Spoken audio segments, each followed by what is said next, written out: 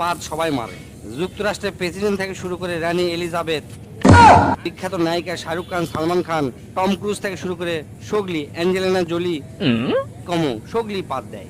বিশেষজ্ঞদের মতে পাদ 4 প্রকার। এক নম্বর হচ্ছে ঠাস পাদ, আর হচ্ছে ফুস পাদ, আর হচ্ছে কুইয়া পাদ, আর ঝোল পাদ। এক নম্বর ঠাস পাদ হচ্ছে মানুষের আবেগ নিয়ে খেলা করে, ওটা হচ্ছে ঠাস পাদ। এল্লা পাদ সাধারণত হরেক রকমের মন মাতানো সুরের সাথে নিজেদের আগমন ঘটায়। শব্দ দূষণের অভিযোগ পাওয়া গেলেও এই পাদ বেশিরভাগই বিনোদন দেয়। জোরে জোরে পাদের শব্দ শুনে মানুষজন হাসাহাসি করে, উনি অক দোষ দেয়, উনি অক দোষ দেয়, সেজন্য চরম একটা মজা হয়। 2 নম্বর হচ্ছে ফুসপাদ। এ পাদ নিজেকে মুক্ত করার জন্য পায়ে পতত আসে আকুপাকু করে, তারপর শব্দ ছাড়া ফুস করে বের হয়, একই হচ্ছে ফুসপাদ বলে। এল্লা পাদের কোনো সাধারণত অস্তিত্ব নাই, গন্ধ সঙ্গে এল্লা হচ্ছে অস্তিত্ব খুঁজে বের করা লাগে। এল্লা পাদও পরিবেশ দূষণ করে থাকে। 3 নম্বর হচ্ছে কুইয়া পাদ। এই পাদের অপর নাম হচ্ছে চোরা পাদ। মেলাক্ষণ সময় পায়খানা আটকে থাকার পর যে পাদ বের হয় ও কি কয় হচ্ছে যে কুইয়া পাদ। হিরোশিমার থেকেও বেশি ভয়ঙ্কর এই পাদ।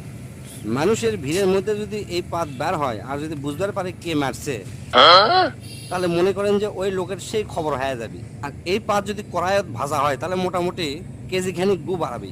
এক কথায় পায়খানার পরিবর্তে এই পাদ মারা হয়, মারলে মিচ্ছানা বেশিক্ষণ টিকে থাকা যায়। 4 নম্বর এবং শেষ হচ্ছে ঝোল পাদ। সাধারণত মানুষের ডায়রিয়া বা পাতলা পায়খানা হলে এই পাদ হয়। চলাফেরা করার সময় পাদ দেওয়া মিচ্ছানা ঝুঁকিপূর্ণ, মিচ্ছানা নয় ভালোই ঝুঁকিপূর্ণ।